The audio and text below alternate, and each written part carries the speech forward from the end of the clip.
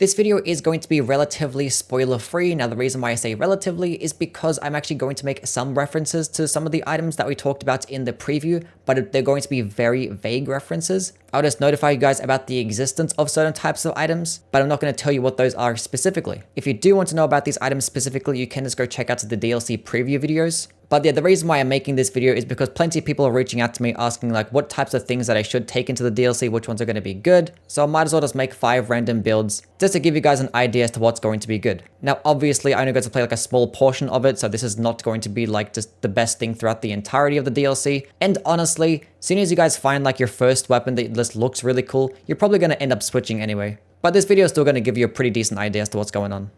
Now the first build I want to cover is an intelligence and faith-based build using the Sword of Night and Flame. Now this is one of the best weapons in the game. It does get split fire and magic damage. Its weapon skill can do a fire or a magic based portion in this cool stance-based attack. Now being that actually does have a stance-based skill, there actually is going to be an item in the DLC that can boost these certain types of things, which you can get pretty early on. And the fact you're just making one of the best weapons in the game even better is going to be really good. But the way to use this weapon is basically when you go up against an enemy that is resist to fire and not resist to magic, I would recommend just using the magic based version, because this one can just do more damage than the fire based version. And there's so many things that actually can help boost it. Things like the intelligence, magic tier, Terra Magica. Being that you actually are speccing into faith, you can use things like Howler Shiburi. Although I will be pretty hesitant using this one into the DLC, because enemies are going to be hitting pretty hard and Howl of Shiburi does make you take 25% more damage. You also can equip the Spellblade set for 8% more damage when using this magic-based version. Although do keep in mind that this does not have very good defenses at all.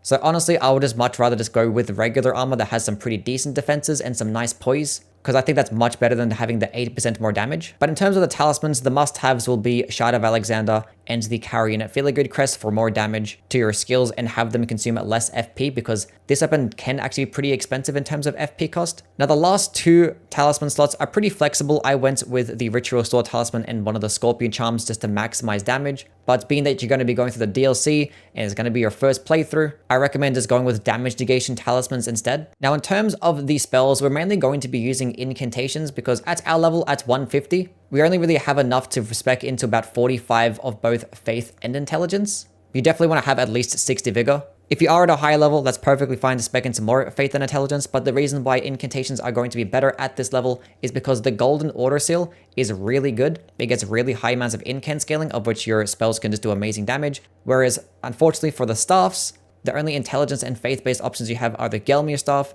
and the Prince of the Death staff. And the Gelmir staff is not that good, but it is going to be the best staff until you reach that 50 faith and intelligence, because the Prince of the Death staff is only really good once you get to really high levels. So the only sorceries we're going to be using is Terra Magica just for the magic buff, and Zamor Ice Storm just to proc Frost to debuff enemies to make them take 20% more damage. And in terms of the incantations, you're going to want to use those percentile damage over time based spells, because being with that new leveling system that actually gives enemies like a lot more health, and if they're going to be pretty tanky throughout the entire DLC, using this percentile damage over time based things, it's obviously going to be really good. So that's where things like Black Blade is going to come into play. Destined Death does so much percentile damage over time and just does a flat 10% nerf to their health. And Scarlet Aeonia is going to be an extremely powerful spell. Any enemy that does get procced with this version of Scarlet Rot, it is just going to tick for 30% damage over like 90 seconds, which is actually a better version of Scarlet Rot compared to like the weapon-based versions. For some reasons, the spells just do more damage. And also just going to have Ancient Dragon's Lightning Strike as well, if we are going to go up against those enemies that are weaker to lightning damage or just really large enemies in general, because this thing can just output so much. But if you are going to use a spell against a certain boss, I would recommend switching to the lightning-based tier and the faith-based tier as well. But yeah, that's basically how to use this build. You go up against an enemy that's weaker to fire damage, use a faith tier and the fire tier. And almost every other enemy, just throw on the intelligence and the magic tier, because that magic projectile attack does amazing damage.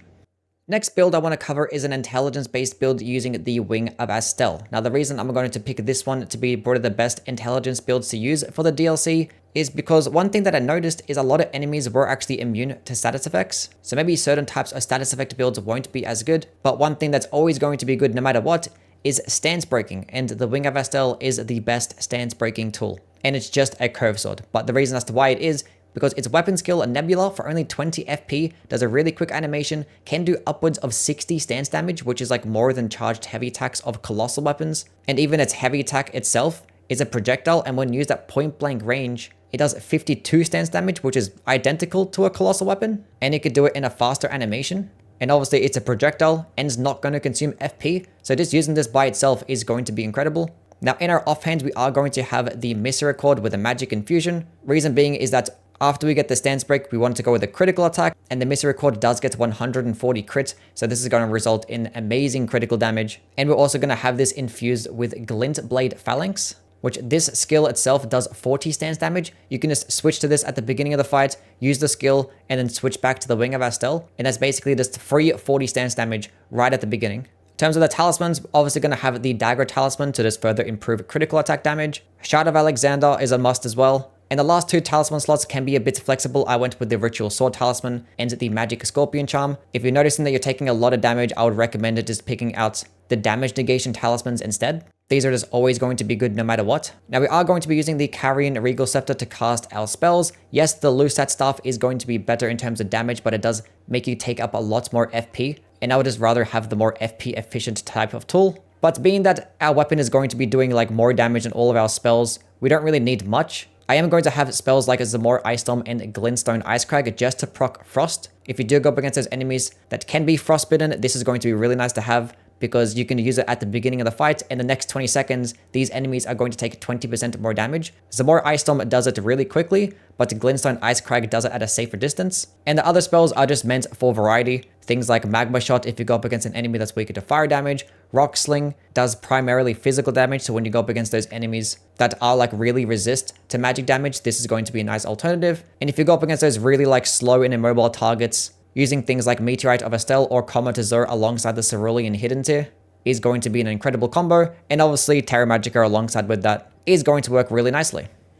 Now next, I want to cover a dexterity-based build using the Stormblade Ash of War. Now I'm going to pair this alongside the Nagakiba, which is one of the better weapons in the game. It is probably the best katana in the game, but Stormblade is going to be the center of this build, so you don't necessarily have to use Nagakiba. You can use like a heavy thrusting sword, curved greatsword, a regular greatsword. All of these are going to work perfectly fine. But Stormblade is going to be one of the best ashes in the game because it's a very cheap projectile, comes out very fast, and can do some really nice damage. And the reason why I'm going to recommend this one for the DLC is because there is a specific item that can boost the Storm-based Ashes of War, so it's just going to be even better. And Stormblade is a quality-based ash, so it actually can scale with either strength or dexterity, so it also does have good versatility. Now the talismans for this build is going to be the Shard of Alexander for more skill damage, Millicent Prosthesis, which does give you more damage with consecutive hits. Now the projectile portion doesn't actually help proc this talisman. You have to use it at point blank range, because when you use it at point blank range, the weapon does get a hitbox, and you'll be doing even more damage. And combined with the fact that the weapon actually gets bleed, it's just going to be even better. So we're just going to spec into that with the Blood Flame Blade spell and the Lord of Blood Exaltation. You can also use the White Mask as well, but if you found it ugly, it's not that necessary. But this is just going to result in a bunch more damage when you do proc bleed, and Blood Flame Blade spell is just going to help it proc it even faster. Now I did mention that a lot of enemies that I did fight were immune to certain types of status effects. So in that case, you're probably better off going with like another different type of buff. Using certain types of greases are going to be really good. And there are going to be a lot more greases in the DLC that are pretty good. So that can serve as a nice alternative. We are also going to have a Golden Vow Dagger in our offhand and Flame Grant Me Strength. If you had problems with certain types of bosses, just using these two buffs is going to make you do way more damage. And also just having the Dexterity and the Thorny Cracks tier to just further enhance our damage. But yeah, basically the entire build is just spamming Stormblade. You can beat the game really easily just using this one skill because it's really cheap and does a lot of damage. The Sacred Relic Sword is going to be one of the best weapons to take into the DLC, because typically you want to do a lot of exploring and killing a lot of enemies, and nothing really does it better than the Sword of Night and Flame. This thing just clears out an entire room of enemies very quickly and does a decent amount of damage, and also can just cheese a lot of bosses too. Now yes, it is going to be doing split holy damage. I would not be worried about taking holy damage into the DLC at all. I do not see holy damage being any worse than some of the other damage types. And also the Sword of Night and Flame actually does get more physical damage than holy damage with the weapon itself. So you can just use that, probably spam charged heavy attacks to get the stance break, because this weapon also does get 110 crit. Now this is going to be a dexterity and faith based weapon. It does scale better with dexterity, but we are going to go more into faith so we can utilize certain types of spells, and the skill does scale of faith, so it's just going to work better. In our offhand, we're going to have the Black Knife, which also has very similar scalings, but we're going to be using its skill to debuff enemies to just take away 10% of their health, and it's going to do that percentile damage over time because it does do destined death. And as I was mentioning before, with the new leveling system, enemies are going to be really tanky, and is probably going to be immune to a lot of status effects, but one thing enemies are not immune to are going to be things like Black Flame and Destined Death. So if you go up against those really tanky types of guys, this thing could be one of the best skills to use. So in terms of the talismans, obviously Shard of Alexander and the Carrion Filigree Crest, more skill damage, and much cheaper skills as well. The last two talisman slots I have are the Ritual Sword Talisman and the Sacred Scorpion Charm. I kind of wouldn't really recommend using these ones. You're probably not going to be at full health most of the time, and the Scorpion Charms do make you take a lot of damage. So I recommend just going into like damage negation based ones instead, if you do notice that you're taking a lot of damage. Now in terms of the spells, the good thing about Faith is that you have so many different types of damage. So if you do go up against an enemy that is resist to Holy, you can just use some of the other damage types. Catch Flame is going to be an incredible option. This is one of the best spells in the entire game. It's so easy to use, high amounts of DPS. Black Flame is a spell that also does percentile damage over time. It's not going to be as good as Destined Death, so spamming this could just be better. But once again, this is going to be doing fire damage compared to the Destined Death doing holy damage. So depending on the enemy's resistances will be dependent on which one they actually end up using. And then also Ancient Dragon's Lightning Strike, which is probably like the best spell in the entire game. This thing just does colossal damage, especially against some of those enemies that are going to be weaker to lightning. Also going to be using Black Blade as well, which might seem counterintuitive to also use the Black Knife weapon skill and the Black Blade spell, but these things actually do stack and have both of those 10% HP nerfs work together. And then obviously using things like Golden Vow and maybe Howler Shiburi, it is going to make you take a lot more damage, so definitely use this carefully. And also Scarlet Aeonia, if you do go up against those enemies that are weaker to Scarlet Rot, because this can just result in just a flat 30% damage, and it can proc it basically instantly. Last build I want to cover is an Arcane build using the Mogwin's Sacred Spear. Now this is one of the best weapons in the entire game. It's a great spear which gets a good moveset. It's going to get piercing damage. This thing actually gets the most range in class. These get really nice stance damage. But yeah, the best thing about Mogwin's Sacred Spear is going to be its skill. Blood Boon Ritual, which just rains down a bunch of this like blood from the sky, does pure fire damage, and it can just do amazing damage and also just proc bleed incredibly quickly. Now, as I mentioned before, there are going to be a lot of enemies that are immune to bleed, but it still does good damage either way. So it's not going to be that much worse. Now we are going to pair this alongside a shield because Great Spears work very nicely with this because you can actually poke and block at the exact same time. And the guard counters that you get with Great Spears are really quick and do high amounts of stance damage. And with the Mogwin Sacred Spear range, actually can make for a very deadly combo. Now the reason why I'm recommending a guard counter build is because there is going to be an item in the DLC that actually is going to help boost your guard counters. And this is going to get stacked with the Curved Sword Talisman. In terms of the Asher Ward that you have equipped onto the shield, you can go multiple different ways, maybe Barricade Shield. I went with Holy Ground because it is going to be a nice version of some health regen. And in terms of the talismans,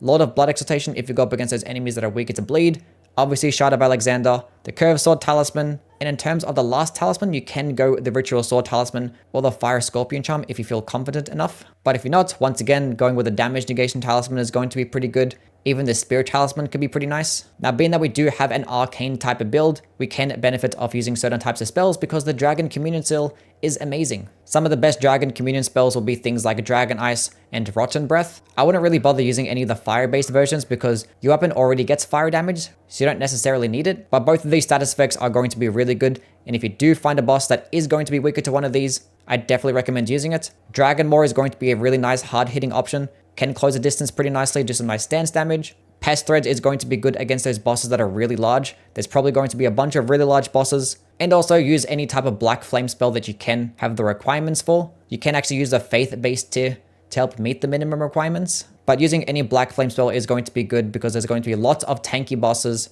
And this percentile damage over time effect is going to be really good. And obviously, once again, Flame Grimy Strength, Golden Vow spells. These things are just going to help your build so much in terms of damage. And these are like must-haves against a lot of bosses. Anyway, that is now done. That's probably the last build video that I am going to be making before the DLC drops. The other videos will just be like weapon rankings across all the Souls games. I am going to do an all weapons tier list for Elden Ring. It is not going to be a ranking video. It is just going to be a tier list. And I'm probably just going to do it on stream. But that will probably end up being the next video that I do make. Anyway, catch you guys around. Bye.